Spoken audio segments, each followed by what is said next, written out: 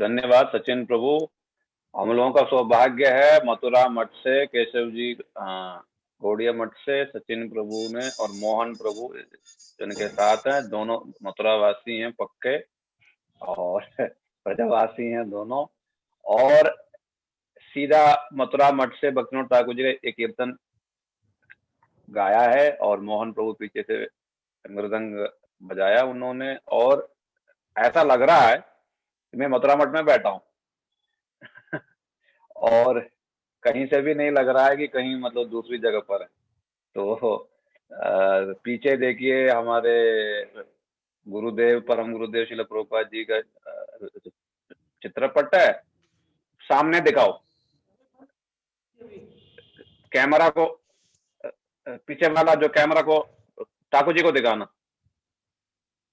प्रभु जी ठाकुर जी का शायद अच्छा ठीक है ठीक है ठीक है। तो सामने मतलब सामने बिल्कुल ठाकुर जी हैं और पीछे ये लोग हैं। तो मतलब मथुरा मठ के नाट्य मंदिर से इन लोगों ने कीर्तन सुनाया और लग रहा है कि हम लोग मथुरा मठ में ही बैठे हुए हैं। और हम लोगों का सौभाग्य आज गुरुदेव के व्यासासन ये सब जगह हैं। तो ये प्राचीन मठ है, लगभग 1954 से ये मठ प्रारंभ हुआ। वहां सामने ठाकुर जी आप देख सकते हैं। फिलहाल अभी शयन दे दिया गया ठाकुर जी को। और श्री गुरुदेव के और सभी लोगों के, वैष्णवों के, पूज्य शिवान महाराज जी, माधव महाराज जी, तीर्थ महाराज जी, श्री गुरुदेव सबके मतलब भजन कुटी हैं। जो लोग मथुरा मठ का दर्शन नहीं किया है वो कर सकते हैं। यहीं से विश्व भर में प्रेममयी महाप्रभु की जो वो श्याम प्रभु की जय। तो हाँ, धन्यवाद, हरे कृष्णा। यहीं से विश्व भर में मतलब प्रेम धर्म का प्रचार जो है प्रारंभ हुआ है। तो इसलिए जो लोग मथुरा मठ का जिन लोगों ने दर्शन नहीं किया कर सकते हैं। बोलो मथुरा मठ की जय, गुरुदेव श्री भजन कुटी की जय, सभी गुरुदेव प्रिय पार्षदों की जय। पूज्य पद माधव महाराज, तीर्थ महाराज, वन महाराज, श्रीधर महाराज आदि, सिद्धांति महाराज आदि गुरुदेव के प्रिय परिकरों की जय। गौर प्रेमानंदे हरि हरि बोल। हम लोग अब गुरुदेव के बहुत ही प्रिय और सब समय प्रिय बेटी कह के बुलाते थे और बहुत स्नेह दिखाते थे। और श्री गुरुदेव को बहुत पहले से जिनका संबंध रहा है और विशेष करके मथुरा वासी हैं वो भी।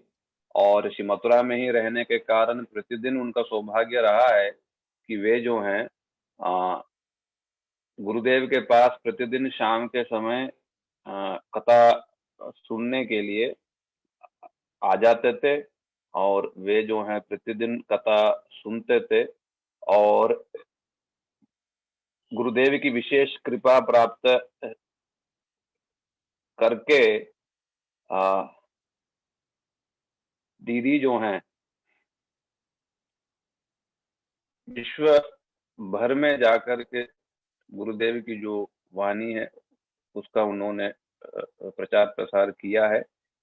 और गुरुदेव के आंतरिक भावों को बहुत ही सुंदर रूप से इन्होंने धारण की है। और हम लोगों का सौभाग्य आज, हाँ, दीदी जो हैं बहुत सारे ग्रंथों का भी इन्होंने मतलब ट्रांसलेशन किया है, पब्लिकेशन में मदद किया है और गुरुदेव के बहुत ही प्रिय रही हैं। इसलिए हम लोगों का सौभाग्य आज सविता दीदी जो हैं हम लोगों के समक्ष उपस्थित हैं। दीदी मैंने आपको अनम्यूट किया है, शायद आप देख नहीं पा रहे।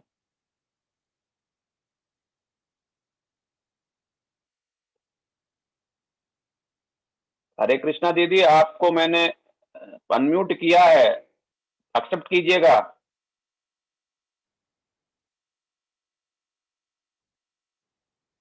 सविता दीदी,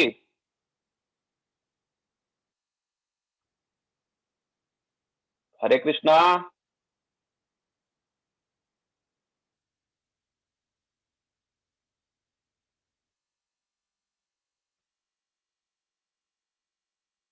हरे कृष्णा सविता दीदी, पता नहीं कहाँ है।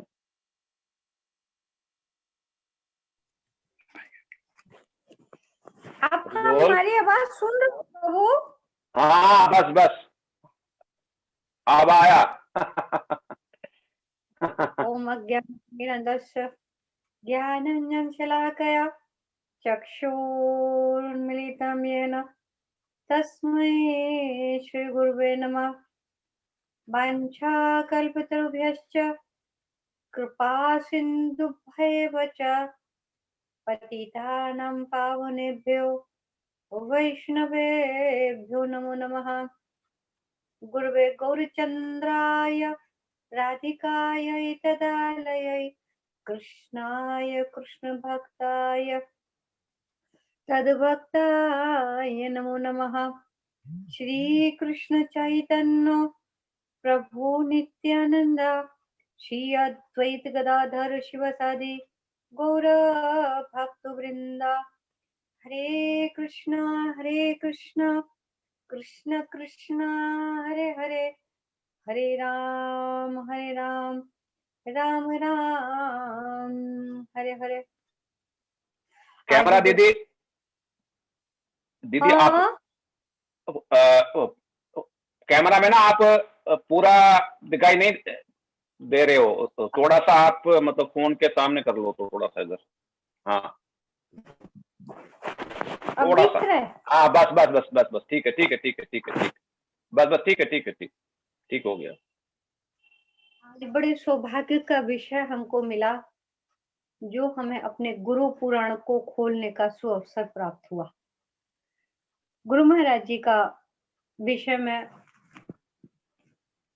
हम शेष नाग की तरह हजारों जीवा हो हमारे पास, तब भी उनकी कृपा महिमा का वर्णन करना मेरे लिए असंभव है।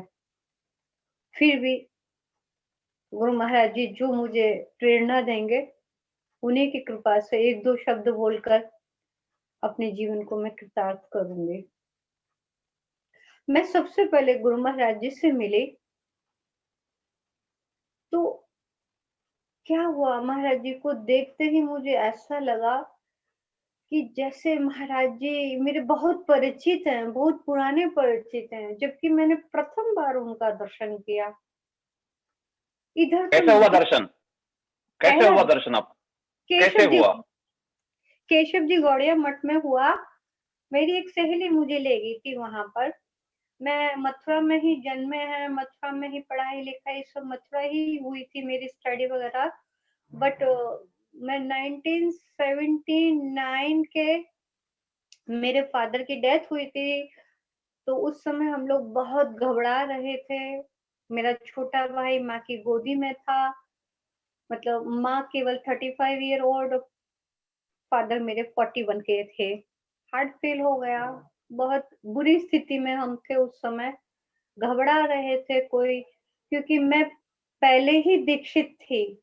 मैं एक्चुअली में निम्बार्क संप्रदाय के श्री नर हरिदास त्यागी बाबा जी महाराज जी से मैंने इनिशिएटेड थी, ऑलरेडी थी मैं।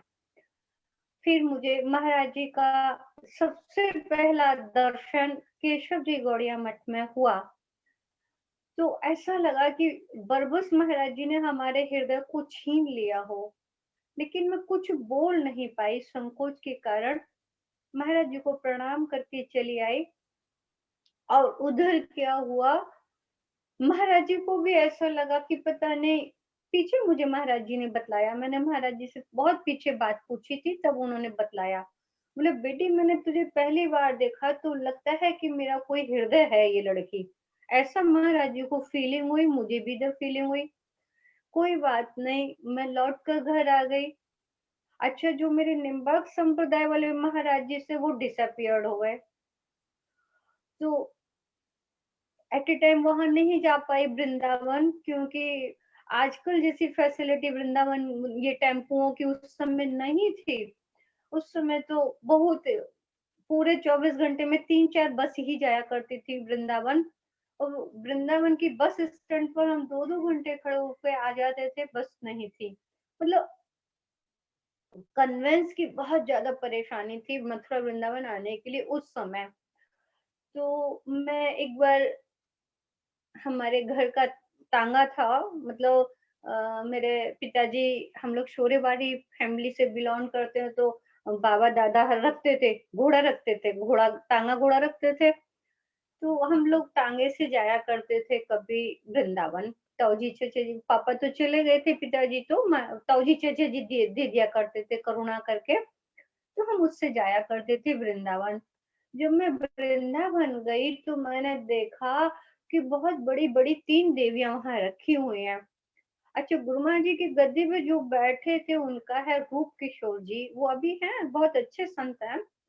तो उन्होंने कहा, सविता देखो हम कितने अच्छे, देखो दर्शन करो यहाँ। उनका दर्शन करके मैं बहुत रोई और उनसे मैंने कहा कि आपने हमारे वहाँ के ठाकुर जी का नाम था चैन बिहारी। तो मैंने कहा आपने मेरे ठाकुर जी को पुरानी ड्रेस पहना रखी है, इनको नई-नई ड्रेस पहना रखी है। मुझे बहुत कष्ट हुआ। भंडारा था उस दिन, मैंने पूरे दिन उनका प्रसाद वहाँ पे कुछ नहीं पाया और शाम को मैं ऐसे ही लौट के आई, भूखी लौट आई मैं। जब मैं रात्रि में आके अपने घर पर छत पर सोया करते थे, गर्मी का समय था, तो सो रही थी तो मुझे स्वप्न दिखता है कि मैं अपने पूर्व गुरु महाराज जी के, निम्बार्क संप्रदाय वाले महाराज जी के मैं आश्रम में हूँ और बहुत भीड़ लग रही है और एक औरत पर बहुत जोर से देवी नाच रही है। जैसे आती है ना देवियां हमारे इंडिया में, तो ये सब कॉमन चीज है। तो वो नाच रही है तो कहते हैं मेरे चरणों में अपराध किया है, अपराध किया है। तो महाराज जी बोले मैंने सविता से कहा था, सविता इनको दंडवत करो। सविता ने दंडवत नहीं की थी, शायद हो सकता उसी के चरणों से अपराध हुआ हो, उसी ने अपराध किया हो। तो मेरे को बुलाया, मैं गई। तो मैं उनसे साक्षात देवी जी से बात कर रही हूँ कि बोले तुम मेरे चरणों की अपराधी है। मैंने कहा ये बताओ आप हमारे वृंदावन में किस नाते से आई हो? आपका तो वृंदावन में प्रवेश नहीं है। मैं स्वप्न की बात बतला रही हूँ। तो कहती है मैं संतों की सेवा करने के लिए आती हूँ। मैं कहा हमारे ब्रज के संत तो आपकी सेवा को स्वीकार नहीं करेंगे, तो फिर आप कैसे सेवा करते हो? बोले मैं चोरी से चुपके से संतों के आश्रम की झाड़ू, देवी जी कह रही हैं, मैं झाड़ू बुहारू कर देती हूँ, कभी उनको कोई कंडा लकड़ी बीन के रख देती हूँ, क्योंकि साक्षात तो वो मेरे से कुछ भी सेवा स्वीकार नहीं करेंगे। तो फिर मैंने देवी जी से कहा कि तुम संतों की सेवा करने के लिए वृंदावन में हो, मैं भी संतों की सेवा के लिए वृंदावन में आश्रय लिया है। तो इस नाते से मैं और तुम बहन हो गए। जब एक छोटी बहन ने बड़ी बहन को प्रणाम नहीं किया तो इतना गुस्सा किस बात का? क्यों इतना गुस्सा कर रहे हो? बस ऐसे ही जब मैं बात कर रही थी उसी समय हमारे चैन बिहारी जी प्रकट हो जाते हैं और वो देवी जी उन चरणों में गुरु मतलब लेट प्रणाम करके अंतर्ध्यान हो जाती है। ये स्वप्न मैंने जब देखा तो मुझे आँख खुल गई, मैंने देखा मैंने क्या देखा है, किससे पूछूँ क्या बात है? मैंने एक पत्र लिखा अपने मठ को, भक्ति वेदांत श्री नारायण गोस्वामी महाराज जी को, जब तक मेरे गुरुजी नहीं थे हुए। मैं तो इनिशिएट पहले से निम्बार्क संप्रदाय से थी। तो मैंने उनको एक पत्र लिखा, तो उन्होंने पत्र पढ़ा तो महाराज जी ने कहा, "बेटी तू सन्यासी बनेगी?" मैंने कहा, "महाराज जी अब जो हम तो संकोची स्वभाव के थे, महाराज जी जो आपको बनाना है बना लीजिए।" तो महाराज जी बहुत प्रसन्न हुए और उन्होंने मुझे आशीर्वाद दिया। अब मैं मठ से जुड़ गई, रोज कथा सुनने जाया करती थी और जब मैं कथा सुनने जाया करती तो महाराज जी ब्रज की बड़ी मधुर मधुर लीलाओं को सुनाया करते थे। कोई तत्व सिद्धांत, ये ब्रह्म तत्व, परमात्म तत्व, भक्ति कुछ भी कोई तत्व नहीं सुनाते थे महाराज जी। बड़ी सुंदर मधुर मधुर लीला सुनाया करते थे। तो एक बार पूछा था, महाराज जी आप तत्व सिद्धांतों को क्यों नहीं सुनाते हो? आप हमारे तो गौड़ियों में तत्व सिद्धांत के ऊपर रस का विचार होता है, वो हमारा बेस है। लेकिन महाराज जी उस बेस को भी ना करके मधुर मधुर कथा सुनाया करते थे। क्यों? हमको उन्हें पकड़ना था कि इसको मीठी मीठी कथा सुनाएंगे तो ये पकड़ में आ जाएगी, तत्व सिद्धांत सुनेंगे तो भाग जाएगी ये, क्योंकि इनिशिएटेड पहले ही है ये लड़की, इसको पकड़ना मुश्किल की बात है। तो माँ जी मीठी मीठी कथा सुनाया करते थे हमको। कोई बात नहीं, तो हमारा ऐसे ही चलता रहा। जब मठ में आए तो सब मठवासियों ने, मैं किसी ब्रह्मचारी का नाम मैं लेना नहीं पसंद करूंगी, ना मुझे जरूरत है। सब ब्रह्मचारी हमारे पीछे पड़ गए। अब सविता दीदी आप तो पूज्यपाद भक्ति वेदांत श्रील बामन गोस्वामी महाराज जी से दीक्षा लेनी पड़ेगी, दीक्षा लेने चलो, ये लो। मैं सुनते सुनते कान पक गए। एक दिन महाराज जी के पास जाके मैं खूब रोई। महाराज जी बोले क्यों रो रही है बेटी? मैं कहा महाराज जी मुझे सब लोग बार बार टोकते हैं, अब तुम भक्ति वेदांत नारायण नारायण महाराज जी को छोड़कर बामन महाराज जी से दीक्षा लो। मैंने उनका दर्शन नहीं किया, मैं उनसे मिली नहीं, मैं उनके विषय में नहीं जानती, तो मैं जानती नहीं, देखा नहीं, तो मैं कैसे इम्प्रेस होकर लूं? महाराज जी बोलते तेरा क्या विचार है इसमें? महाराज जी ने मुझसे पूछा। मैं कहा महाराज जी दीक्षा का मतलब होता है दिव्यम ज्ञानम ददाति इति दीक्षा। हमारा एक स्पिरिचुअल रिलेशन हमसे जोड़ना होता है, उससे कहते हैं दीक्षा महाराज जी। तो मैंने तो आपको सर्वस्व दे रखा है। तो महाराज जी बड़े प्रसन्नता से बोले तू मेरी बेटी बनेगी? मैं कहा हाँ महाराज जी अगर आप बनाओ। अरे मैं तो इससे बहुत ललायत हूँ, तू मेरी बेटी बन जाएगी तो इससे बढ़कर मेरे को प्रसन्नता नहीं होगी।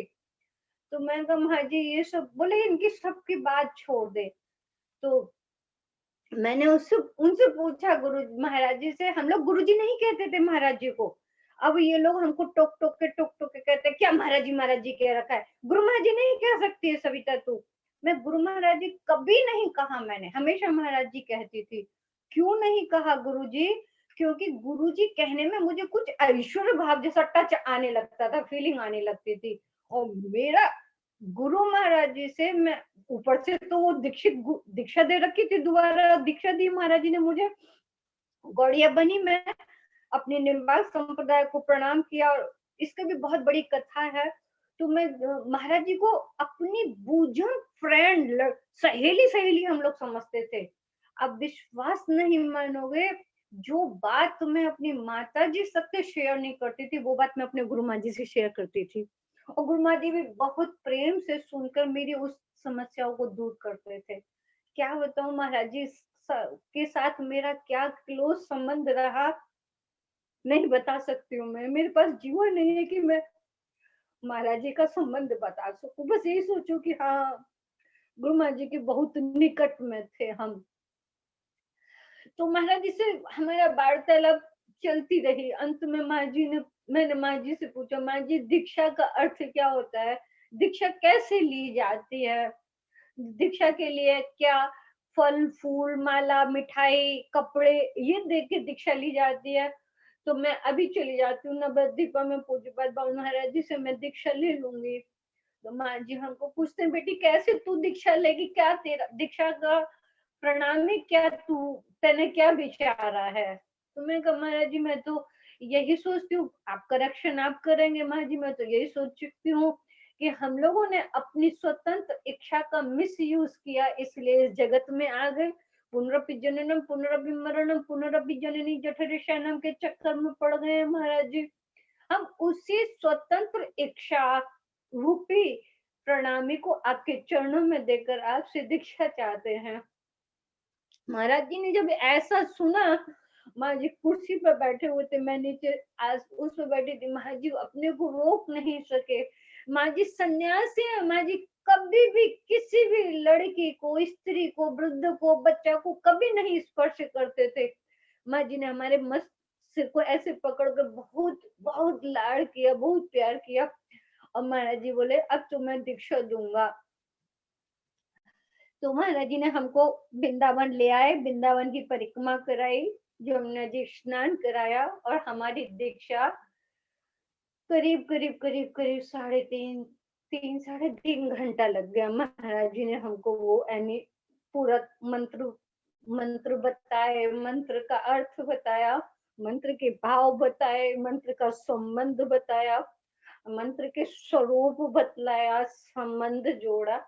कैसे बताऊं, मैंने ऐसी दीक्षा नहीं देखी। मेरे सामने हजारों आदमियों ने, गुरु महाराज जी ने दीक्षा दी हजारों भक्तों को, लेकिन मैंने अपनी जैसी दीक्षा नहीं देखी किसी को महाराज जी ने दी हो। ये मेरा सौभाग्य था या मेरे पास शब्द नहीं, मैं क्या बताऊं कि कैसे महाराज जी ने मुझे दीक्षा दी। जब मेरी दीक्षा हो गई तो हम चुपचाप रहते थे मठ में। और महाराज जी हमेशा हमको आगे बुला लिया करते थे। कल नित्य लीला पुरुषोत्तम विष्णु पाद स्तुत शशि भक्ति वेदांत भक्ति सिद्धांत सरस्वती प्रभुपाद ठाकुर का तिरोभाव तिथि है। उसी दिन से मैंने पहला भक्ति का महाराज जी के सामने दी थी। एक बार की बात है कि हम लोग भक्तिता से रूप सनातन मठ में कथा होती थी, तो पूज्यपाद भक्ति वेदांत विक्रम महाराज जी और महाराज जी दोनों थे। उस समय ये कविता दीदी आ चुकी थी फ्रॉम कलकत्ता, अभी जिनका कृष्ण बलराम मंदिर है वो आ चुकी थी। तो महाराज जी उसे भी स्नेह करते थे, हमें भी करते थे। तो विक्रम महाराज जी बोले आज दोनों लड़कियां बोलेंगी। मैं कहा ठीक है महाराज जी। महाराज जी बोले सविता तैयार है ना बेटी? मैं कहा आप महाराज जी जो मुझे आशीर्वाद देंगे उससे मैं बोलूंगी टूटा फूटा, जो मुझे बुलवा लेंगे आप। बोले ठीक है। तो डिसीजन हुआ कि कौन पहले बोलेगा। भाई क पहले आता है हिंदी के अल्फाबेट में भी, इंग्लिश के अल्फाबेट में भी के पहले है, एस तो पीछे है, तो पहले सब कविता बोलेगी। बोले ठीक है। कविता दी का नंबर आया, कविता दी को माइक मिला। अब कविता दीदी खड़ी नहीं हो पाई, तो बैठे बैठे बोला उन्होंने।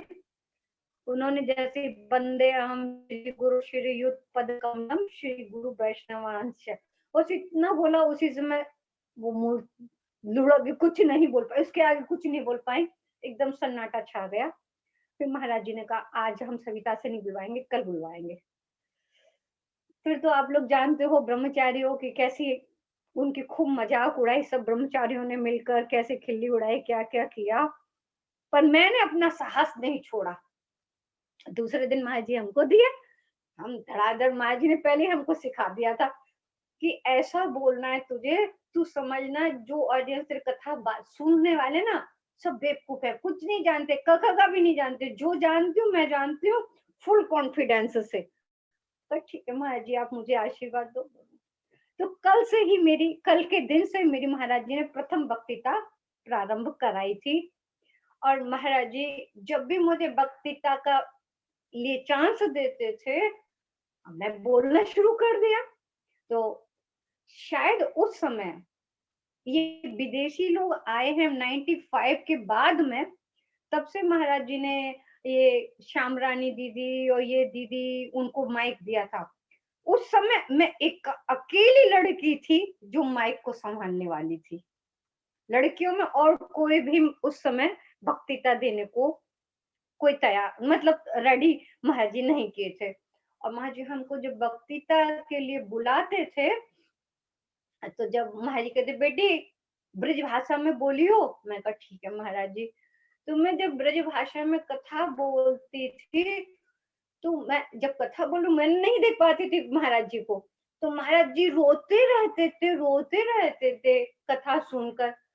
तो मैं जब कथा समाप्त, मुझे सामने से ब्रह्मचारियों का एक सिग्नल आता था, दीदी महाराज जी अब बहुत अच्छा बंद करो कथा को, तो वो बंद कर देते थे। तो फिर मैंने महाराज जी से पूछा, महाराज जी कथा तो कोई ऐसी कोई सेपरेशन वाली माने बिरह वाली भी नहीं कि मैंने कोई ऐसा अच्छी मतलब जैसी कथा लगी वो तो आपको पता है, लेकिन ऐसा तो कुछ भी नहीं कथा में कहा जो आप इतना रोए थे महाराज जी। मुझे आज बताना पड़ेगा महाराज जी आप क्यों इतना रोते हो कथा में।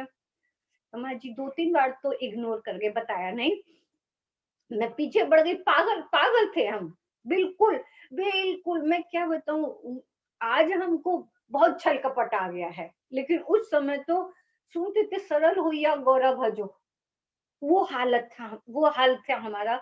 माँ जी पीछे पड़ गई बच्चों की तरह से, माँ जी बताओ आप क्यों रोए। तो माँ जी बोलते हैं बेटी मुझे नहीं पता तू वक्तृता में क्या बोल रही है, क्या बोल रही है, क्या गलत क्या सही मैं नहीं जानता हूँ, लेकिन जैसे ही मैं तेरे ब्रज की लैंग्वेज को सुनता हूँ तो मैं अपने शरीर की भी सुध भूल जाता हूँ और मुझे अपने ब्रज की स्मृति हो आती है, ब्रज के भाव में डूब जाता हूँ और ब्रज के भाव में डूब कर उसी का रस आस्वादन करता हूँ। इसलिए मैं उस समय अपने हार्ट को कंट्रोल नहीं कर पाता, मुझे खुद भी नहीं पता होता मैं रो रहा हूँ कि क्या कर रहा हूँ। बस ब्रज भाषा को सुनते ही महाराज जी को ये भावावेश हो जाया करता था। इसलिए कभी कभी मैं महाराज जी के पास में मिलने जाया करती थी, तो महाराज जी मुझसे ब्रज भाषा में बोलने के लिए कहा करते थे। मैं सजग होके माँ जी को कथा सुनाया करती थी, क्योंकि मुझे पता है माँ जी का भाव एकदम भाव विभावित हो जाएंगे ब्रज भाव में। तो ब्रज लैंग्वेज के लिए बहुत महाराज जी आसक्त थे, क्योंकि उन ब्रज ब्रज रस रसिक थे ना गुरुदेव, कोई साधारण तो थे नहीं महाराज जी। तो एक बार हमारी सतीर्था है, हमारी रागलेखा दीदी जो दिल्ली से बिलोंग करती हैं, वो हमारा शुरू से उनसे बड़ा प्यार प्रीति रहा। वो हमें अपनी दीदी कहती, मैं उनसे दीदी कहती हूँ। तो उनके पिताजी का घर का इनॉर्गेशन था, मुहूर्त था। हम लोग सब गए, माँ जी हम लोगों को भी ले गए उनके घर में। वैसे भी उन्होंने मुझे बुलाया था। गए तो माँ जी ने कहा एक ब्रज का कीर्तन सुनाओ। तो मधु दीदी थी, अब तो वो डिसअपियर हो गई, मतलब गोवर्धन में भी रही थी वो। बहुत महाराज जी के कथा कीर्तन सुनाया करती थी महाराज जी को। तो मधु दीदी ने कीर्तन सुनाया। मैं सबके बीच की बात कर रही हूँ, मैं ऐसी बात नहीं, बहुत जो लोग थे वहां जानते हैं, करीब 15-20 ब्रह्मचारी, हम सब भी ग्रस्त लोग भी थे काफी उस इस सभा में। तो उन्होंने कीर्तन गाया था, डस गयो रे भंवर कारो नाम श्री राधा जी की उंगरी में, और डस गयो रे। इतना सुंदर कीर्तन सुनाया। इस कीर्तन को सुनते ही महाराज जी का तो एकदम गुलाबी शरीर था, गोरा चेहरा था, और इसको सुनते ही महाराज जी का एकदम लाल चेहरा हो गया, और बच्चों की तरह से फूट फूट कर रोने लगे। कीर्तन को बंद कराया। महाराज जी को इतना भाव में, इतने भाव में डूब गए।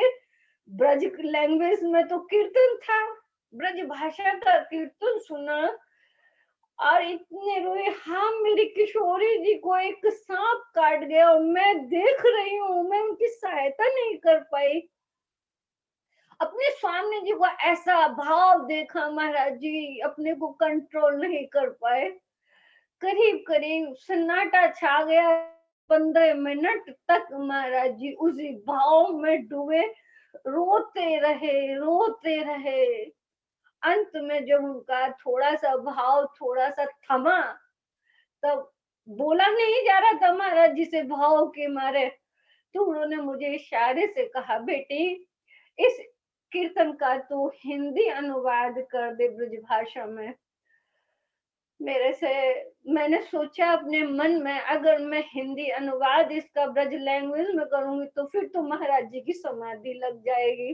पता नहीं कितने घंटों तक महाराज जी ब्रज भाव में डूबे रहेंगे। महाराज जी को कुछ भी भाव का पता नहीं था। सभी ब्रह्मचारियों ने हमको इशारे से मना करा, नहीं दीदी प्लीज दीदी, महाराज जी का आप शुभ चिंतक हो। हम लोग सबसे बड़ी शुभ चिंता यही है कि महाराज जी ब्रज रस में डूबे, लेकिन बाहर से तो एक्सटर्नल तो महाराज जी का शरीर खराब हो जाएगा, इसलिए मुझे वहां से हटना पड़ा। और महाराज जी को उसका कीर्तन का अर्थ नहीं बतलाया। अंत में 4-5 दिन बाद मैं महाराज जी से पूछा, महाराज जी अगर हम तो इस योग्य नहीं है, अगर आप योग्य समझते हो तो बताओ महाराज जी, उस कीर्तन को सुनकर आपको क्या फीलिंग हुई महाराज जी, अगर आप योग्य समझो तो बतलाइए महाराज। महाराज जी कहते हैं, बेटी उस समय जैसे मैं कीर्तन सुन रहा था तो देखा कि विश्वभानु नंदिनी अपने सैया पर शयन कर रही हैं और वो बेहोश पड़ी हैं। ऐसा लग रहा था मेरे पंखों में तुरंत प्यारे श्याम सुंदर को बुला के लेके आके अपनी स्वामी जी से मिलवा कर अपनी स्वामी जी का मैं रोग को दूर कर पाती। मैं इतना सुंदर भाव में महाराज जी डूबे रहते थे हर समय। महाराज जी आप लोग क्या बताऊं, हम लोगों के बड़े सौभाग्य हैं जो ऐसा पूरा भरपूर गुरु पाया। भरपूर गुरु का मतलब है कि जिस भाव को चैतन्य महाप्रभु देने आए, अनर्पित चरिम चिराद करुणयावतीर्ण कलौ समर्पित उन्नत उज्ज्वल रसाम स्वभक्ति श्रियम, स्वभक्ति श्रियम जो देने आए महाराज जी, खूब महाराज जी उसमें चकाचक रहते थे और हम लोगों को भी खुले हृदय से बांटते थे। केवल विशेष कोई एक पर्टिकुलर कोई साधक के लिए नहीं, सबके लिए, आम क्लास में भी। महाराज जी का विशेषता थी कि वे कठिन से कठिन सब्जेक्ट, इवन मायावाद का भी खंडन रूपी कठोर सब्जेक्ट उठाते थे, लेकिन अंत में उन्हें ब्रज मंजरियों के भाव में उन्हें समापन करना पड़ता था। ऐसे महाराज जी का क्या बताऊं, याद आती है महाराज जी की। एक बार मेरे ताऊ जी, मेरे पिताजी के बड़े भाई बहुत बीमार हो गए थे, तो वो लोग इनिशिएट थे काशनी माने गुरु शरणानंद जी से। तो जब मुझे पता चला कि ताऊ जी की बहुत विशेष हालत खराब है, तो मैं भी गई, क्योंकि उन्होंने मेरे से बहुत झगड़ा करती थी ताई जी चाची वगैरह। क्यों करती थी? क्योंकि अनमेरिड हम रहे थे, हमें विवाह नहीं करना था, हमें भजन करना था, इसलिए वो सारा परिवार मेरे से बहुत विरोधी था, बहुत विरोध किया हमारा। क्या क्या गाली गलौज, गलत बोलना, बहुत जो एक बच्ची के लिए नहीं बोलना चाहिए उन्होंने सब कुछ बोला था। जो मुझे बोलते थे तो मैं महाराज जी से शेयर करती थी जाकर, देखो माँ जी आज ऐसे उसने मुझसे ऐसे कहा, ताई जी ने मेरी ने ऐसे मुझसे। तो महाराज जी बहुत गुस्सा थे इन लोगों से। लेकिन जब मैं ताऊ जी की तबीयत देखने गई थी तो उनको लगा था कि ताऊ जी का अंतिम समय आ चुका है। केवल वो भी 62 और 62 प्लस होंगे, बस इतनी एज थी, उनकी एज ज्यादा नहीं थी। तो मैंने महाराज जी से बहुत जबरदस्ती कहा, माँ जी चलो। माँ जी बोले नहीं जाऊंगा, जो मेरी बेटी का विरोधी है मेरा पहला विरोधी है, नहीं जाऊंगा मैं। तो मैंने बहुत जबरदस्ती कहा, माँ जी मेरे पिताजी की तुलना है, कोई बात नहीं महाराज जी आप चलो। तो महाराज जी से पहले उसके गुरुजी भी आए थे, उनके ताऊ जी के गुरुजी भी आए थे। तो वो ताऊ जी के बेड से बहुत दूर बैठे थे। ताऊ जी उनको माला पहनाना चाहते थे, बेड पर हैं, लेकिन माला टाला कुछ ही नहीं लिए, केवल उनको प्रणामी दी थी अच्छी। हमारा तो रईस खानदान था, खानदान है, तो उन्होंने प्रणामी भी बहुत मोटी दी थी। प्रणामी लेके वो दूर से चले गए। लेकिन जब गुरु महाराज जी गए मेरे में, तुम्हें क्या बताऊं कैसे, मेरे पास कोई शब्द नहीं है महाराज जी का चरित्र का, महाराज जी का स्वभाव का वर्णन करना। जैसे महाराज जी गए तो ठीक उनके बेड के पास में बैठ गए, उनके सिराने, और उनके मस्तक को ऐसे हाथ फिरा के बोले क्या बात है बेटा, क्या हो गया। बस उनको महाराज जी का सुशीतल हस्त कमल मिलते ही ऐसे लगा जैसे उनको जैसे बर्फ जैसी शांति मिल गई ऑटोमेटिकली, इतनी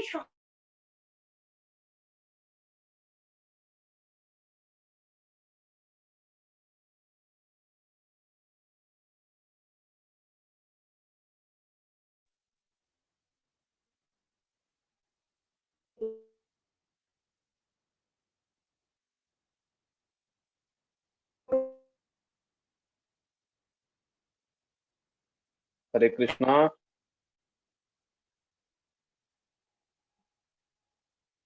हरे कृष्णा दीदी, साउंड नहीं आ रहा आपका। हरि बोल।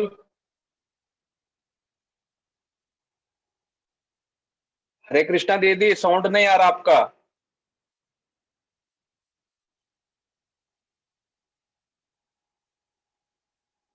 हम्म। हरे कृष्णा, लगता है दीदी का कुछ समस्या हो गई है। अब अब हाँ आ रहा ठीक। है प्रभु जी। हाँ ठीक है, बिल्कुल ठीक है, बोलिए बोलिए, ठीक है, बिल्कुल ठीक है।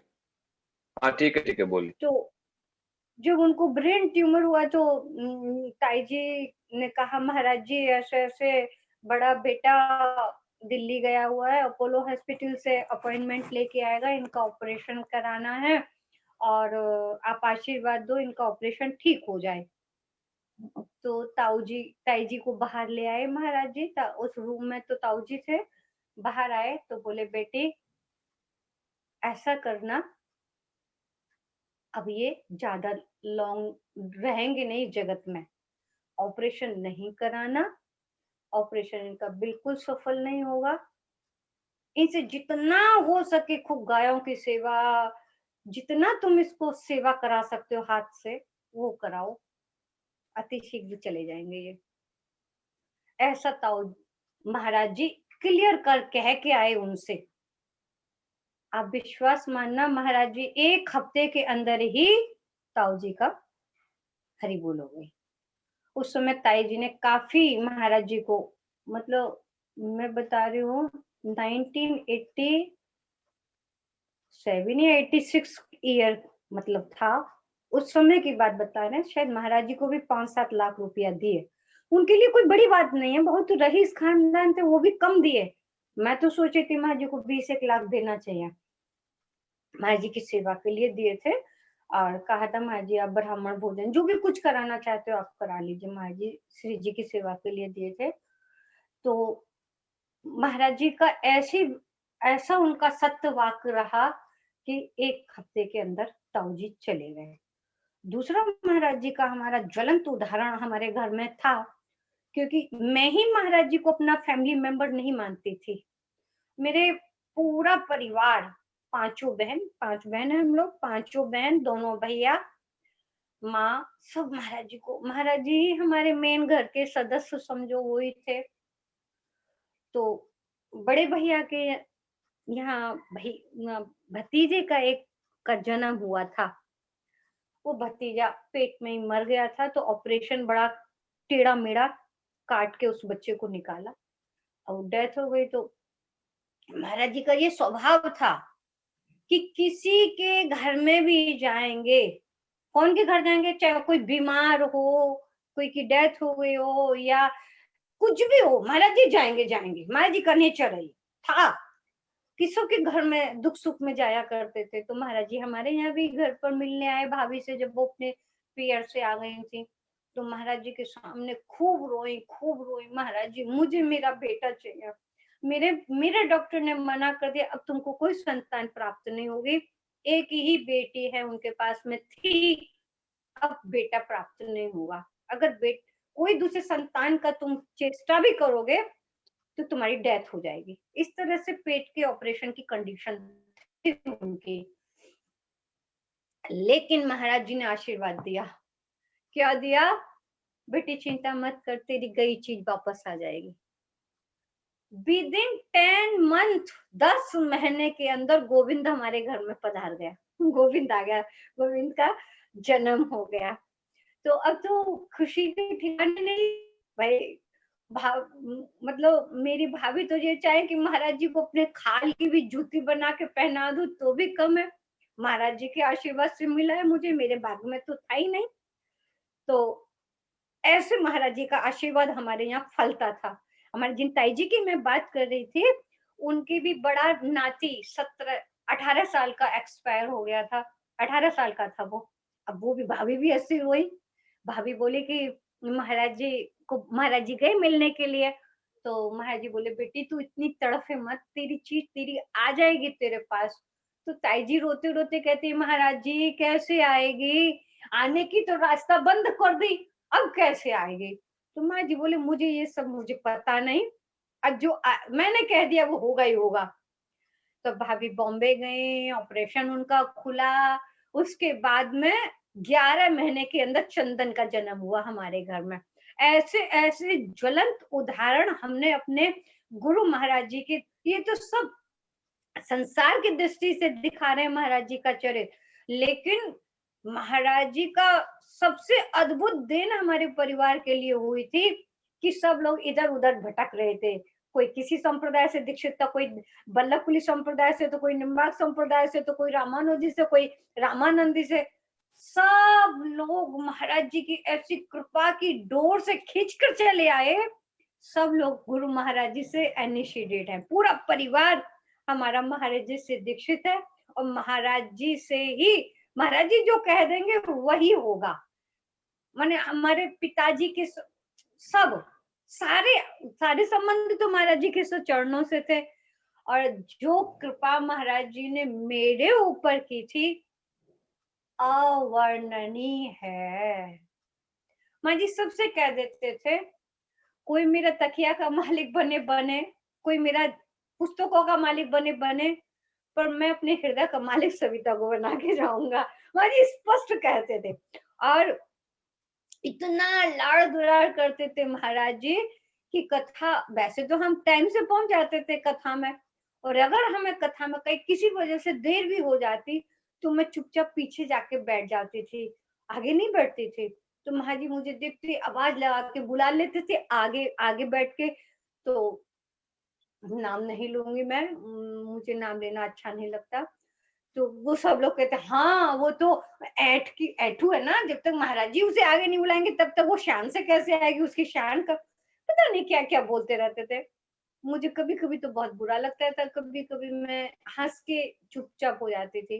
फिर मैं महाराज जी से कथा समाप्त होने के बाद सब बात तो महाराज जी से कहती थी। मैं, मेरी सहेली थी वो, पुरुष तो जरूर उनका स्वरूप था, लेकिन हम दोनों, मैं ही उनको अपनी सहेली नहीं मानती थी, महाराज जी भी मुझे अपना वही संबंध मानते थे। हम लोग जैसे बहुत बूझम फ्रेंड है, ऐसे ऐसे रहते थे हम। उसी कारण से मैं सब बात शेयर कर लेती थी महाराज जी से। तो मैं महाराज जी से कहती थी, महाराज जी मुझे क्यों आगे बुलाते हो, मैं पीछे आऊँ और सबके सिर पर पैर रख के आगे जाऊं तो ये अच्छी बात तो नहीं है महाराज जी, फिर भी आप मुझे आगे बुला ले तो महाराज जी अच्छा नहीं लगता। कहते हैं बेटी मैं क्या बताऊं, जैसे बछड़ा बिना गैया बिना बछड़ा के दूध नहीं छोड़ती है, ऐसे ही पता नहीं तेरे को देखते मुझे क्या क्या भाव आते तो मैं वर्णन करने लग जाता हूँ, इसीलिए बुलाता हूँ तुझे, तू इसमें क्यों ऐसा सोचती है। मैं कहा नहीं महाराज जी, मुझे अगर आपको सुख मिलता है तो महाराज जी वही मेरे लिए सुख है, और तो कोई मुझे वो लेना देना नहीं है कुछ। तो महाराज जी का ऐसे ही हमारे बात चलती रहती थी। एक बार मैं, मेरा मेरा नियम था, सुबह मैं 9:45 9:30 के बीच में महाराज जी से पास पहुंच जाती थी। महाराज जी 10 से 12 बजे तक मुझे जैव धर्म, ब्रह्म संगीता, रास पंचाध्याय, भ्रमर गीत, श्रीमद् भागवत जी ग्रंथों को लगाना, ये सब महाराज जी मुझे पढ़ाते थे। 10 से 12 डेली डेली, एक दो दिन का काम नहीं, 2-4 हफ्ते का काम नहीं, डेली हमारा रूटीन यही था मेरा। फिर 3 बजे से 5 बजे पढ़ते थे दोबारा, दूसरी एक्स्ट्रा क्लास थी मेरी। माँ जी उस समय भी ग्रंथों का अध्ययन होता था हमारा। फिर 6:30 से 7:30 महाराज जी कॉमन क्लास करते थे केशव जी गौड़िया मठ के उसमें, जगमोहन में। और फिर तीनों क्लासों के बाद में कौन कौन से क्वेश्चन, मुझे क्या चीज समझ में नहीं आई, क्या चीज समझ में आ गई, माँ जी ये शब्द कैसे बोला, इसका अर्थ मैं नहीं समझी, जैसे सौ सौबेंदे दशा जावत आश्रविति माँ जी बोल के चले गए, अब इसको मैं समझ लूं तब तो आगे बढ़ूंगी। तो मैं ये सब क्वेश्चनों को फिर महाराज जी से पूछने जाया करती थी। मैंने ऑलमोस्ट 4 मीटिंग मेरी मीटिंग महाराज जी से हुआ करती थी, एक एक दिन में 4 मीटिंग। ऐसे हम लोग महाराज जी के साथ पढ़ते थे। एक दिन मैं जल्दी पहुंच गई, करीब ऐसे बजे होंगे कोई 9:25 या 20 ही होंगे। महाराज जी नीचे की फर्स्ट फ्लोर में, जिसमें ठाकुर जी हैं, जिसमें तीर्थ महाराज जी रहा करते, तो वही कमरा महाराज जी का कमरा था। तो महाराज जी बाहर बरामदे में धूप में बैठे हुए थे, ठंड का समय था। तो मैं महाराज जी के पास गई तो महाराज जी बड़े ही भाव में भरे हुए थे, एकदम रेड चेहरा हो रहा था महाराज जी को, आंख बंद करके हरि नाम कर रहे थे। मैं 2-1 मिनट महाराज जी को देखा मैंने, मैं महाराज जी का मुख पढ़ रही थी कि हाँ महाराज जी आज गंभीर भाव में है। तो महाराज जी का एकदम पता नहीं कैसे आंख खुल गई, तो मैं प्रणाम किया। मैं पूछा महाराज जी आज आप कहाँ गए थे, हमारी ऐसी वार्ता होती थी महाराज जी से, महाराज जी आज आप कहाँ गए थे। माँ जी ऐसी बात सुनते माँ जी एकदम भाव में बोल रहे हैं, क्या बोल रहे हैं गुरु माँ जी, अब तो गुरु माँ जी कहना पड़ेगा मुझे। महाराज जी बोल रहे हैं आज बेटी क्या हुआ कि आज वृषभानु बाबा ने कहा कि बेटी राधा जा, गोविंद कुंड पर भागुर ऋषि हवन कर रहे हैं, यज्ञ कर रहे हैं, जा तू घी लेके चली जा तू। तो मेरे को भी, मैं भी भाव, महाराज जी के भाव संक्रमित होते थे। जिस भाव में गुरु महाराज जी, वही भाव तो संक्रमित मेरे हृदय में होते थे। तो मैं भी एकदम भाव में बोली, महाराज जी ये कोई बाबा की बात है? कोई बाबा के हजारों सेवक हैं, हजारों सेवक, कोई ले नहीं जा सकता घी, किसी से भिजवा नहीं सकते थे? इस कोमला कोमलांगी से किशोर से लेके आएंगे? ये तो बात महाराज जी बाबा की अच्छी नहीं लग रही। बाबा बोले, बेटी तू जानती नहीं क्यों भेजा बाबा ने? बाबा महाराज जी क्यों भेजा? अरे बाबरी, हवन में सबसे महंगा घी होता है, और अपनी लाडली से घी भेजेंगे तो भागुरी से प्रसन्न हो जाएंगे, और प्रसन्न होके कहेंगे मेरी बेटी को, बेटी अखंड स्वागवती भव। अब बता, ये आशीर्वाद लेने के लिए भेजू कि नहीं, भेजे कि नहीं बाबा? बोले हाँ मान की महाराज जी, ये तो बात अच्छी बताई, ये तो बात ठीक है। तो फिर महाराज जी क्या हुआ? तो कहते किशोरी जी के साथ तो हम सब लोग जा रहे थे, तो भागुरु ऋषि गोविंद कुंड जा रही थी राजा रानी। घी कम, घी की मटकी हम लोगों के पास थी, किशोर जी तो लेके चल नहीं सकते हैं, वहां जाएंगे तो थोड़ी देर पहले उनको दे देंगे, वो दे देंगी। तो सब जा रहे थे, महाराज जी बतला रहे अपने भावों को, आज भजन किया था, उस भजन में ये लीला की स्फूर्ति उनको हो रही है, गुरु जी को, महाराज जी को। फिर तो हम जब जा रहे थे तो जैसे ही दान घाटी को पार किया, तो वहां पर बहुत डिफरेंट डिफरेंट, मतलब बहुत कलरफुल पुष्प खिल रहे थे, इतने सुंदर सुकोमल, छोटे छोटे कॉम्बिनेशन पूर्ण पूर्ण सुगंधित भरे हुए पुष्प खिले हुए थे, कलियां थी जो भी, जिनसे ठाकुर जी का श्रृंगार बनाया जाता है फूलों की कलियों से। तो मैंने पूछा, महाराज जी कह रहे हैं, मैंने पूछा रूप मंजरी से इशारे से, क्या मैं पुष्पों को चैन कर लूं? क्योंकि किशोर जी के लिए तो फूलों का श्रृंगार बनाना, सेवा करनी है, उसमें काम आएंगे। तो रूप मंजरी ने मुझे इशारे से कहा हाँ कर, तोड़ लो फूलों को। तो मैं जैसे ही पुष्पों को तोड़ने लगी, इतने में ही श्री भानु तुलारी श्री स्वामी जी रेस्टलेस हो जाती हैं, गुरुमा जी बतला रहे हैं, रेस्टलेस हो जाती है और इधर देखती है उधर देखती है, कहती है रमण कहाँ गई, रमण कहाँ गई? तो रूप मंजरी इशारे से दिखाती है, देखो आपकी रमण हो रही है, वो पुष्प चयन कर रही है ना, देखो हो रही है आपकी रमण।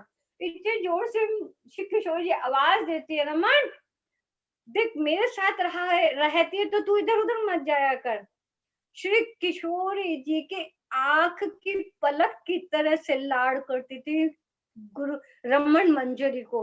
माँ जी इतना कहकर इतना रोए, इतने आंखों में आंसू बरस गए कि अपनी स्वामी जी का लाड़ पाकर उनके लाड़ में इतने बावरे हो जाते थे, महाराज जी अपने को संभाल नहीं पाते थे, हमेशा ही उस रस में भीगे रहते थे, उसी रस में डूबे रहते थे, और वही रस उनका हम लोगों पर बरसता था। वैसे ही रस से वो महाराज जी कथा किया करते थे। क्योंकि महाराज जी, मैं, मेरे पास शब्द नहीं है, मैं कैसे महाराज जी का गुणानुवाद करूं। मैंने, महाराज जी मुझे जैव धर्म पढ़ा रहे थे, जय पढ़ाते पढ़ाते जब अंत में पहुंचे, ये रस विचार पर पहुंचे थे, माँ जी ने 10 मुख होके मुझे पढ़ाया। कैसे पढ़ाया, रस की चर्चा कैसे कैसे महाराज जी मुझे सुनाए थे कि जिसको हम मुख से दोबारा भी वर्णन नहीं, सोच भी नहीं सकते, ऐसे ऐसे भाव गुरु महाराज जी ने इस तामस हृदय को दिए थे। और पूछते थे, बेटे तू तो अनमैरिड है, तू इन सब भावों को कैसे समझ जाती है? मैं कहा आपकी कृपा दृष्टि से महाराज जी। तो महाराज जी हंस जाया करते, ऐसा रिलेशन था मेरा महाराज जी के साथ में। महाराज जी की रस की चर्चा करते थे, और अधिक उस समय महाराज जी रस पढ़ाए थे जिस समय महाराज जी के चरणों का फ्रैक्चर हुआ था, यहाँ तक महाराज जी को प्लास्टर चढ़ा हुआ था। तो महाराज जी कॉमन क्लास करने नहीं आते थे, क्योंकि कॉमन क्लास में कैसे पैर खोल के ठाकुर जी के सामने बैठेंगे। तो अपने रूम में रहा करते थे। उनकी रिप्रेजेंटेटिव में या तो कालाचंद प्रभु या मंगल महाराज जी या फिर कुंज बिहारी प्रभु करते थे कथा। कभी कभी शिवानंद ब्रह्मचारी भी कर देते थे कथा उस समय। तो महाराज जी क्या करते थे उस समय, मेन गेट बंद करके पीछे के गेट से महाराज जी के कमरे में चली जाया करती थी मैं, और महाराज जी मुझे जैव धर्म पढ़ाते थे। जैव धर्म पढ़ाते थे महाराज जी, कैसे बतलाऊं मैं। जब एकादश भाव पंचदशा में पहुंचते हैं, चैप्टर आता है हमारा शायद 39 और 38 चैप्टर नंबर है जैव धर्म का, मुझे कंफर्म मालूम नहीं है, इन्हीं दोनों में से होगा, या 38 होगा या 39, 40 तो चैप्टर ही है जैव धर्म में। तो वो पढ़ा रहे थे, पढ़ाते पढ़ाते बार बार महाराज जी मुझे देखते जा रहे हैं, बार बार देखते जा रहे हैं, बार बार देखते जा रहे हैं। मैं कहा, पता नहीं आज महाराज जी क्यों देख रहे हैं मुझे। मैंने घर पर आई तो मैंने माँ से भी पूछा। माँ कहती थी कि पता नहीं ना, अब पता क्या पढ़ रहे हो तेरे हृदय की बात ना महाराज जी। तो चले आए हम। दूसरे दिन हम जब गए तो महाराज जी ने मुझे एक इतना बड़ा स्लिप दिया, आधा पेज होगा, माँ जी की ऑन राइटिंग का, हैंड राइटिंग है, अभी तक वो मेरा पेज मेरे पास रखा है। वो पेज, मैं उस पेज पे क्या लिखा था बस इतना ही शेयर करूंगी। जो महाराज जी ने दुनिया में किसी को नहीं दिया होगा, वो पेपर पे मुझे लिख के दे गए थे महाराज जी। अब इससे समझ सकते हो कि महाराज जी का मेरे से कितना क्लोज हमारा रिलेशन होगा। बहुत अद्भुत अनिवर्चनीय मेरी बात लिख के गए थे। आप लोगों को कहीं कुछ कुछ मतलब वो जिज्ञासा होगी तो मैं एक सिग्नल दे देती हूँ। जो जैव धर्म का चैप्टर था अंत में, और वही सब मुझे लिख के दे के गए थे अपने हाथ से। महाराज जी की डिसअपियर्ड के बाद में माधव महाराज जी, नरसिंह महाराज जी को लेकर आए थे हमारे घर। शायद वही पेपर चाहते थे, क्योंकि लिखा होगा महाराज जी ने, तो वो तो सेवा में थे नवीन कृष्ण प्रभु, तो देखते रहते होंगे, पता नहीं क्या है, कुछ पता भाई किसी के मन की मुझे क्या पता। तो उन्होंने कई मेरे ग्रंथों को ढूंढा, पर मैं वो तो अलग हटा के रख ही दिया था। उनको वो जब नहीं मिला तो कहने हम जो चीज लेने आए वो चीज हमें मिली नहीं चले गए वो लौट के। तो वो महाराज जी ने हमको अपने हाथ से लिख के दिए। मेरे पास कोई शब्द नहीं है कि कैसे मैं महाराज जी के विषय में बोलूं। वो मेरे एक्सटर्नल रूप में गुरु भी थे, इंटरनल रूप में वो मेरी प्यारी से प्यारी सखी थे। हम लोग बोसम फ्रेंड हैं दोनों, और महाराज जी से हमेशा मेरा यही नाता रहता था। सब कुछ महाराज जी से शेयर करती थी, जो कि किसी से शेयर नहीं करना चाहिए था, वो भी महाराज जी से शेयर कर देती थी। मैं कॉलेज में टीचर रही थी, तो टीचिंग में मुझे कैसे परेशानी होती थी, टीचर मुझे कैसे टीजिंग करते थे, सब महाराज जी को आके बताना, सब कुछ महाराज जी से शेयर कर देना। क्योंकि मेरा किसी से भी कोई नाता नहीं था मेरे घर में। हाँ ठीक है, राधे राधे, जो काम है कर दिया, मतलब मन की बात किसी से नहीं कहनी चाहिए। क्यों? क्योंकि महाराज जी ने मुझे इतने लाड़ प्यार दुलार से मुझे ऐसे पाला था, उनके पालन पोषण में मैं इतनी अंधी हो गई थी, इतना मुझे अपने शरीर तक का होश नहीं रहता था कि मैं कहाँ हूँ। उल्टे कपड़े पहने, सीधे कपड़े पहने, कैसे पहने, कुछ होश नहीं रहता। पागल पागल, दिन पता नहीं रात निकल गई, रात पता नहीं दिन निकल गया। बस हमेशा महाराज जी के जो रस विचार दिया करते थे, महाराज जी जो कथा देते थे, महाराज जी जो लाड़ दुलार करते थे, बस उसी में हम लिप्त रहते थे। महाराज जी ने कहा, बेटे मुझे चुपचाप चुपचाप फल के लिए महाराज जी पैसा दे दिया करते थे। क्योंकि महाराज जी को पता था कि हमारे पिताजी चले जाने के बाद में घर की फाइनेंस पोजीशन बहुत डाउन हो चुकी थी। उस समय हम ट्यूशन पढ़ाते थे, 7th या 8th में पढ़ती होंगे हम। तो उस समय छोटे छोटे नर्सरी क्लास के, 1-2 क्लास के बच्चों को ट्यूशन पढ़ा के जैसे तैसे अपना जीवन का काम चला लिया करते थे। तो महाराज जी मेरी बहुत सहायता करते थे। कभी किसी बहाने कुछ ना कुछ जेब में से रुपया निकाल के देते थे। तो सब लोग कहते थे कि ये लड़की पागल है कि हम लोग सब महाराज जी को देते हैं पैसा और ये महाराज जी से ले लेती है। इसको जरा भी शर्म नहीं आती है। ऐसे लोग मेरे मुंह पर कह देते थे। लेकिन मुझे कोई फर्क नहीं पड़ता था। क्यों नहीं पड़ता था? क्योंकि मैं उनको गुरु समझूं, बड़ा समझूं, ऐश्वर्य बुद्धि रखूं, तो मुझे उनसे शर्म लगेगी।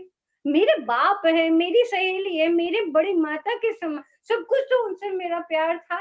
तो मैं उनसे लेने में कभी झिझकिचाती नहीं थी मैं। कभी नहीं, कभी कोई संकोच नहीं था महाराज जी से।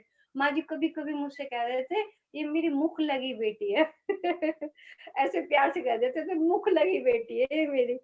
बहुत लाड़ करते थे। कैसा लाड़! मैं आज तक अपने ठाकुर जी के लिए कभी नहीं रोते हम कि किशोर जी मिलेंगे कि नहीं मिलेंगे मुझे पता नहीं, मुझे चाहिए नहीं, मुझे तो मेरे गुरु जी चाहिए। मुझे तो अपने गुरु जी का याद में ही पागल बने रहते हैं। और अभी भी मैं कथा करती हूँ तो हमेशा अपने महाराज जी की ही बात मैं कैसे बताऊं। मैं आजकल हम लोगों की टीका चल रही है, मैं दसम स्कंद का 23वां अध्याय चल रहा है, द्विज पत्नियों का वर्णन चल रहा है। ये ऑस्ट्रेलिया वगैरह लोग हमको रोज कथा सुनते हैं, मैं रोज कथा उन लोगों के लिए करती हूँ। मैं क्या बताऊं कितने सुंदर सुंदर भाव निकल कर आते हैं। तब मैं सोचती हूँ नहीं सविता, तू अगर सोचती है तू कर रही है कथा तो तेरा अभिमान व्यर्थ झूठा अभिमान है। साक्षात उस समय गुरु महाराज जी जुहा पे आके विराजमान हो जाते हैं और वही अपने हृदयगत भावों को हम लोगों को सुनाकर तृप्त करते हैं, हम लोगों को सुनाकर आनंदित करते हैं। मैं अपना अनुभव बतला रही हूँ। अनुभव के पास में शब्द नहीं होते, शब्द के पास अनुभव नहीं होता, लेकिन फिर भी मैं जो रोज अनुभव करती हूँ वो मैं आपको बतला रही हूँ कि महाराज जी हम लोगों को कैसे ब्रज के रस में डुबोए थे। बस उनके चरणों में यही प्रार्थना करती हूँ कि महाराज जी जब तक ये शरीर रूपी झोपड़ी है हमारे पास, आज तक आपने इसकी रक्षा करी, सुरक्षा करके आज तक आप आगे बढ़ा कर ले गए हो। जब तक ये शरीर हमारा चिता में ना जले, ऐसे ही हमको लक्षित रूप में, अलक्षित रूप में इसी रस सागर से पालन पोषण करते हुए अपने चरणों में स्थान देना। आप ही हमें अपनी उंगली पकड़कर श्री श्यामा जी की सेवा में ले जाओगे। हमें नहीं पता, हमें तो यही पता है, हम तो यही चाहते हैं आपसे, रसिकों के सुसंग में मस्त रहूं, जग जाल से नाथो बचाए रहो। बस महाराज जी हर समय, हर पल, हर क्षण ब्रज रस रसिक भक्तों के चरणों में रीति प्रीति नीति हमारा सब कुछ उनके चरणों में नछावर हो जाए और उन्हीं के गाइडेंस में रहकर हम लोग जितना साधन भजन जो हमारा शेष जीवन बचा है ऐसे ही व्यतीत हो। तो ये ब्रज रस रसिक संत कौन है? हमारे सब गुरु भाई, सब हमारे ब्रज रस रसिक हैं। गुरु महाराज जी का आज वक्तृता है, वही हमारे लिए सर्वोपरि ब्रज रस रसिक है। बड़ी कृपा है हम लोगों पर। आज महाराज जी के 10,000 लेक्चरों से भी ज्यादा रसिक लेक्चर हम लोगों के पास है। उन कथाओं को सुनेंगे और उन्हीं की ही कृपा से इन टीकाओं को, चाहे वो विश्वनाथ चक्रवर्ती ठाकुर जी की हो, दास गोस्वामी जी के भाव हो, रूप गोस्वामी जी के, सनातन गोस्वामी जी के, भक्ति विनोद ठाकुर जी के, नरोत्तम ठाकुर जी के, प्रभुपाद जी के, परम गुरु जी के, गुरु जी के, इन लोगों के जो जो भाव हम लोगों को सुनाए हैं, पढ़ाए हैं, टीकाओं में है, इन टीकाओं में प्रवेश कर सके, इन भावों को समझ सके।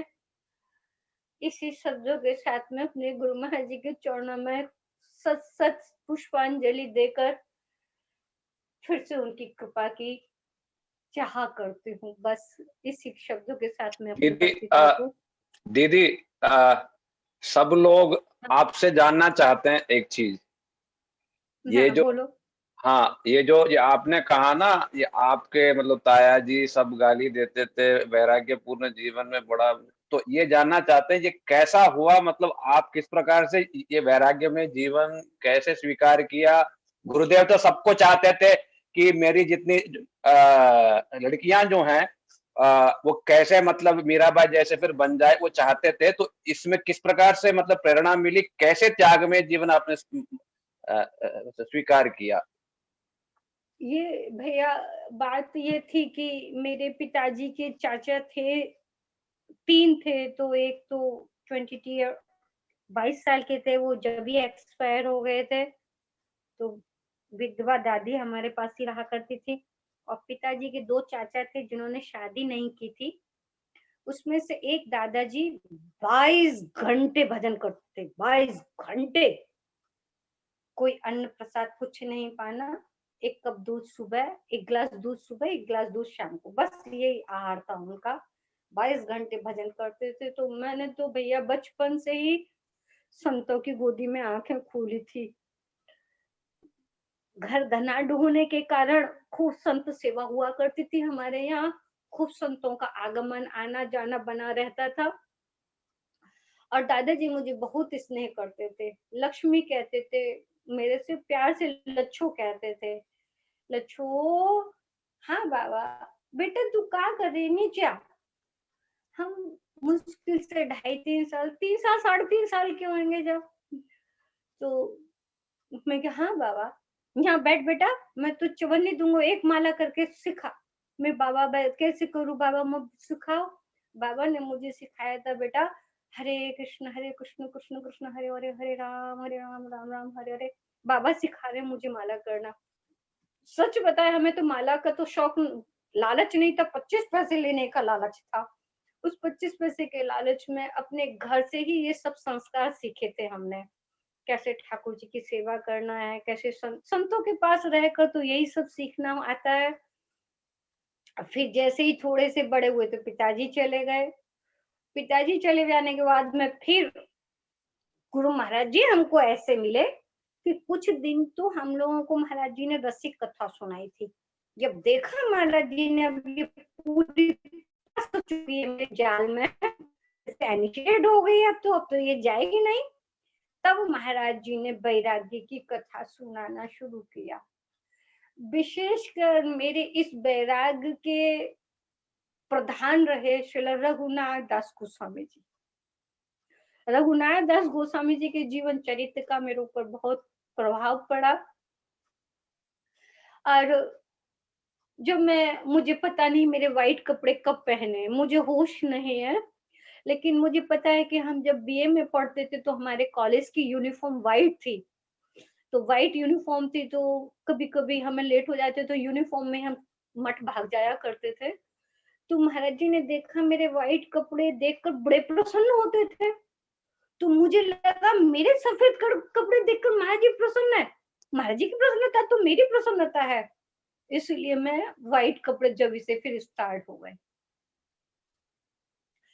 अब महाराज जी का इतना लाड़ दुलार जो हमको मिला, उस लाड़ दुलार ने मुझे मेरे घर से डिटैच कर दिया। मुझे किसी से कोई आसक्ति नहीं थी।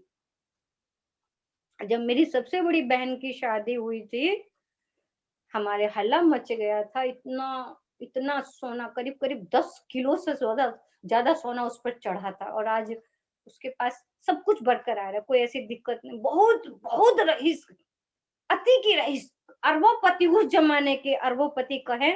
1984 की 83 में शादी हुई शायद उनकी। उस समय अरबोपति आदमी थे, उनकी ससुराल है। जब वो ससुराल से आई तो मुझसे बोली, देख सविता, देख बेटा, मेरे पास कैसे कैसे कैसे सब उसने अपना घर का एंजॉयमेंट बताया अपने ससुराल का। और हमारे यहाँ मेरे को तो वैराग्य का भूत चढ़ा हुआ था। मुझे कुछ अच्छा नहीं लगता था, घर किसी से बात करना अच्छा नहीं लगता था। सब लोग एक तरफ बैठते थे तो मैं नीचे बैठती थी, सब नीचे आ जाते तो मैं ऊपर से, अच्छा ही नहीं लगता था। महाराज जी ऐसे कथा सुनाते थे, ऐसी कथा सुनाते थे, उस कथा ने हमको पागल बनाया। उस कथा ने मेरे को घर बार छुड़ाया। तो जब मेरा बीए कंप्लीट हो गया तो मेरी एमए मैंने कर नहीं पाई थी, उससे पहले मेरी जॉब लग गई थी इंटर कॉलेज में। मुझे 1996 में 27,000 रुपया मिलता था महीने का। इतना अच्छी मेरे को जॉब मिल गई थी। तो एक दिन महाराज जी बोले, बेटी मैं तुझे किशोरी जी की सेवा में लगाना चाहता हूँ। देखो मेरा गुरु मुझसे क्या कहता है कि बेटा बेटी मैं एक बात कहूँ। मैं कहा हाँ महाराज जी आप बोलिए। तुम्हारी बेटी मैं तुझे राधा रानी की सेवा में लगाना चाहता हूँ।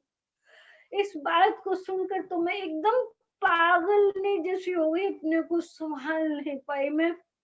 जैसे तैसे कथा तो जरूर सुनने बैठी, अगर सुनूंगी नहीं तो महाराज जी चिंता करेंगे कि लाली कहाँ गई, बेटी कहाँ गई, क्यों नहीं कथा में। शायद महाराज जी भी कथा ना कर पाए, क्योंकि इतना अटैच था महाराज जी से, इतना इतना इतना मैं मेरे शब्द नहीं जिससे मैं कहूँ। तो मैं जैसे तैसे कथा सुनी। कथा सुनने के बाद में मैं घर आई, भूल गई गायत्री करना या भजन करना, खाना पीना कुछ नहीं। रोती रही। हाँ, मेरा क्यों रोना है? क्या मेरा सौभाग्य जैसा श्री किशोर जी सबको सौभाग्य देना। आज मेरा गुरु मेरे को किशोर जी की सेवा में लगाने के तैयार है। अब तो एक ही सेवा हो सकती है, दो सेवा नहीं हो सकती। या तो नौकरी करूं या फिर मैं किशोर जी की सेवा में लगूं। और मेरे गुरु कहता है, इससे बढ़कर मुझे कौन बताएगा, कौन लगाएगा मेरे को। एकदम तड़प गई मैं। झट से मैंने एक रिजाइन लेटर लिखा अपने जॉब के लिए। कॉलेज पहुंची तो मेरे सारे स्टूडेंट देख रहे थे, आज तो दीदी सलवार कुर्ता पहने, साड़ी कहाँ गई दीदी की आज, दीदी आज लेट क्यों आई। मतलब बच्चे लोग सोच रहे थे अब लेट आई पता नहीं क्लास लेगी। मैं अपने प्रिंसिपल रूम में गई और मैंने वो अपना रिजाइन लेटर रखा, पेपर वेट से ढक के पेपर वेट के नीचे रखा और चली आई। जब मेरी प्रिंसिपल आई तो उन्होंने देखा तो वो घबरा गई। सीधे हमारे घर आई, माता जी से कहा कि सविता क्या करके आई, ये करना है उसके लिए, पागल हो गई, कहाँ है वो। तो माँ ने कहा नहीं हमारे बस की बात नहीं है सविता को कुछ कहना, वो अपने गुरु की है, हमने तो उसको गुरु जी के चरणों में दे दिया है, गुरु जी उसका देख सकते हैं, हम नहीं बोल सकते उससे कुछ भी। प्रिंसिपल हमारे फिर मथुरा की थी, प्रिंसिपल जानती थी महाराज जी को। महाराज जी के पास गई तो महाराज जी ने जब रिजाइन लेटर देखा तो अंदर से तो बहुत खुश हुए, बहुत खुश हुए। ऊपर से हमने खुशी को दबाकर प्रिंसिपल से कहा अच्छा आने दो उसको, मैं समझाऊंगा, जैसे होगा मैं भेजूंगा उसे नौकरी में।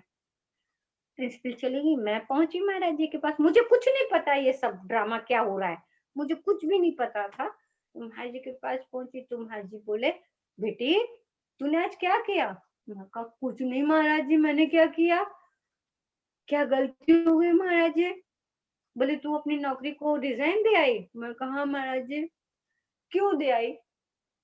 माँ जी सन्यासी थे, सन्यासी होने के कारण लड़कियों से दूर रहा करते थे, तो मैंने उनके चरणों को दोनों को पकड़ के रोई। मैंने कहा महाराज जी आप भी तो मुझे कहते हो मैं राधा की जी की सेवा में तुझे लगाऊंगा, अब बताओ एक सेवा, एक शरीर से एक सेवा होगी, दो सेवा होगी। नहीं बेटी तू जॉब कर।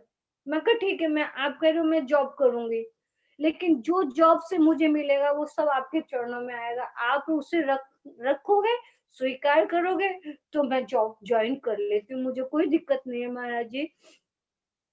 अगर आप नहीं नहीं मैं नहीं रखूंगा, मैं नहीं लूंगा, तो मैं कैसे लूंगी, मैं कैसे जाऊं महाराज जी। मैं नहीं जाऊंगी। माँ जी ने मुझे खूब परीक्षा ली, देखा सुना, खूब जितनी परीक्षा ले सकते हैं। मुझे पता था महाराज जी परीक्षा ले रहे हैं, लेकिन अंदर हृदय बड़ा स्वच्छ था। तो हृदय से जो बात, गुरु माँ जी भी हृदय से हमसे बात करते थे, हम भी गुरु माँ जी से हृदय से बात करते थे। कोई बाहर का दिखावटी कपट छल ये सब कुछ नहीं, कुछ भी नहीं। अब तो हम लोग संसार देखते हैं, सबसे ज्यादा ये इंटरनेट ने सब चौपट किया है जो भी कुछ किया है। तो महाराज जी ने हमको श्री किशोर जी की सेवा में लगाने के लिए फिर बहुत टेक केयर की हमारी, और हमको वो एकादश भाव, पंचदशा वगैरह माँ जी ने हमको प्रवेश कराकर, सब चीज सिखाकर, स्पेशल संबंध देकर, राधा जी का मंत्र देकर, कैसे कैसे कैसे कैसे मुझे महाराज जी कृपा करके सिखा के गए, मैं नहीं बतला सकती। केवल उनकी याद करके रोना आता है मुझे, और कुछ नहीं, मैं बोल नहीं सकती कुछ भी। कैसे महाराज जी मुझे कृपा करके, दया करके मुझे छोड़ गए इस संसार में। कभी तो सोचती हूँ मैं अकेली हूँ, कभी सोचती हूँ नहीं मेरे महाराज जी मेरे साथ है, मैं अकेली कहाँ हूँ। अकेली होती तो कब की मर गई होती मैं, अब तक मेरे महाराज जी मेरे पास है। आज भी अपने महाराज जी को अपने पास देखती हूँ, अपने पास अनुभव करती हूँ। ये महाराज जी ही मेरा जीवन आधार है, बस उन्हीं से मैं जीवित हूँ, नहीं तो शायद जीवित नहीं रह पाती मैं।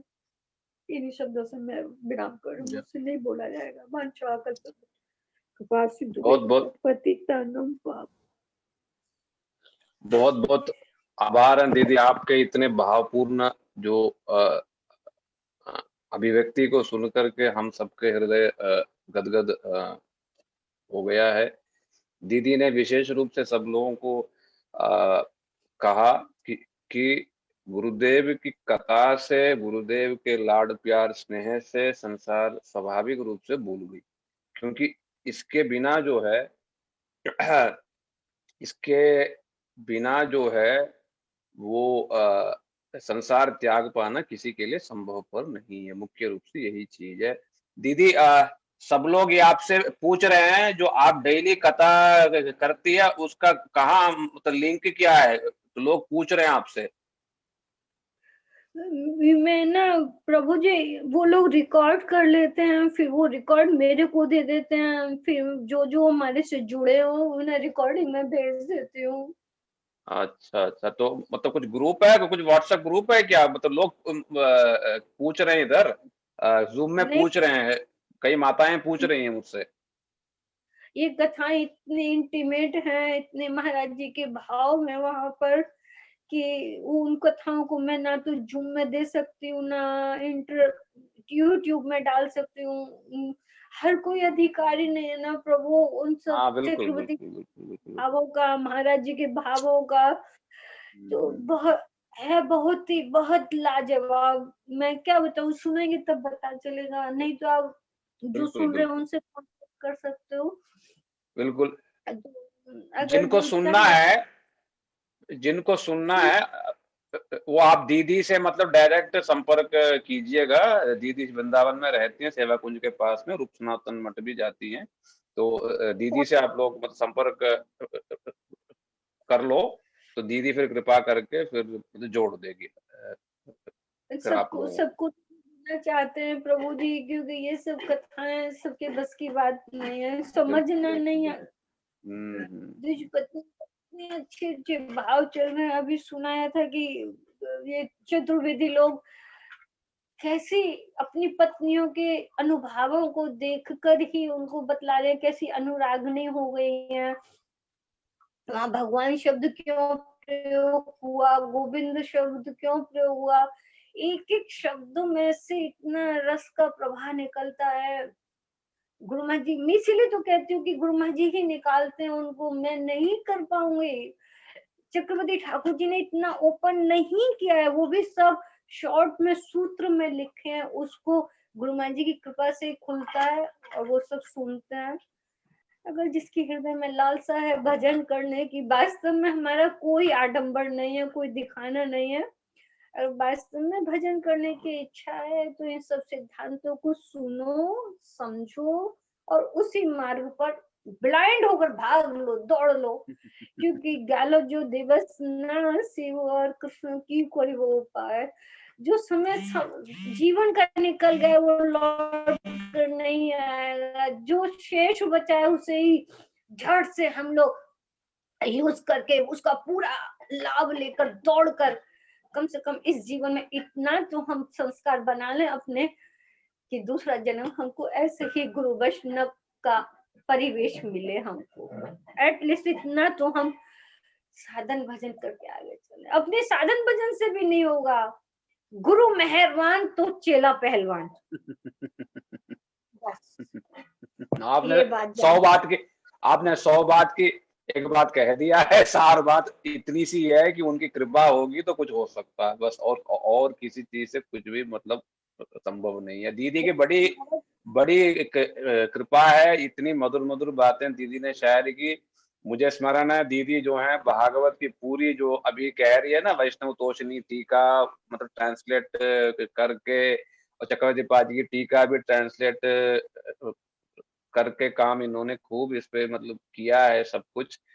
तो बस दीदी की कृपा होगी, कभी न कभी ये सब चीज प्रकाशित हो सकता है। और दीदी की कथाएं जो हैं, जो लोग सुनना चाहते हैं वो दीदी से संपर्क कर सकते हैं। और यदि कोई तो फोन नंबर भी मांग रहा है आपका तो दे दीजिए। ठीक है, ठीक है। अगर जो लोग पिपासु, आप बोल दीजिए जो वास्तव में पिपासु हो वही ठीक हमसे है, ठीक जुड़े, है, ठीक है, ठीक है, ठीक है, चाहते हो तो जुड़े, ठीक है, ठीक। नहीं और हमें और इतना बाहरी आडंबर हमको नहीं करना, सबसे बच के चलना है मैम। ठीक है, ठीक है। तो दीदी की बात आप लोगों ने सुन लिया जो सीरियस हैं। एक बार आप अपना फोन नंबर बता दीजिएगा, लोग नोट कर लेंगे दीदी।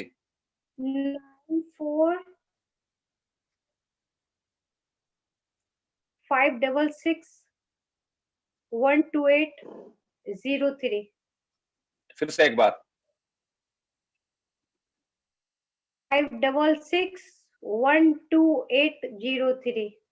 ठीक है दीदी, बहुत बहुत आप आपके चरणों में ऋणी हैं। और आप कृपा करें, जितना सौभाग्य आपको प्राप्त हुआ है शायद कम ही लोगों को या किसी को ठीक है भी नहीं प्रभु हुआ जी, हो। दंड। तो दंडवत प्रणाम। गुरु महाराज जी की जय, सविता दंडवत। दीदी की जय, सबकी जय। जय हो। कल प्रभुपाद जी की तिथि तो है। मैं तो हाँ, कल हाँ शीला कल शीला प्रभुपाद जी की तिथि है। तो संडे के दिन हम लोगों ने कल फिर से रखा है स्पेशल सभा। और कल 6:30 से 8:30 बजे तक हम लोग प्रभुपाद जी के बारे में विशेष रूप से कीर्तन करेंगे संजय प्रभु जी के साथ। तो कल भी होगा संडे के दिन। तो इसलिए आप सभी लोग हम लोगों से जुड़े रहें। कल भी होगा, मैं बार बार मैं कह रहा हूँ कि कल के दिन भी होगा शाम को 6:30 से 8:30 बजे तक। उसका डिटेल हम ग्रुप में तुरंत ही डाल देंगे रात तक। आप सब लोग प्रभुपाद जी की तिथि के दिन शाम को संजय प्रभु बोलेंगे। और बाद में मैं भी कुछ बोलूंगा प्रभुपाद जी के बारे में, तत्व सिद्धांत और विचार इत्यादि। तो कल भी आप लोग जुड़ सकते हैं। जो जयपुर से सुंदर गोपाल प्रभु जो संडे संडे के दिन जो लोग करते थे जो मेमोरीज वाला जो प्रोग्राम, कल नहीं है। और कल वो लोग कुछ गीता शास्त्री का टेस्ट ले रहे हैं, तो इस वजह से कल वो मेमोरीज वाला नहीं है। तो जो लोग गुरुदेव की स्मृतियां सुनना चाहते हैं, आप लोग कल शाम को मतलब 6:30 से 8:30 प्रभुपाद जी की जो शिक्षाएं हैं संजय प्रभु से और उससे सुन सकते हैं। ठीक है। और इसके अलावा भी नेक्स्ट वीक भी बहुत ही सुंदर सुंदर भक्त लोग गुरुदेव के बारे में स्मरण करेंगे।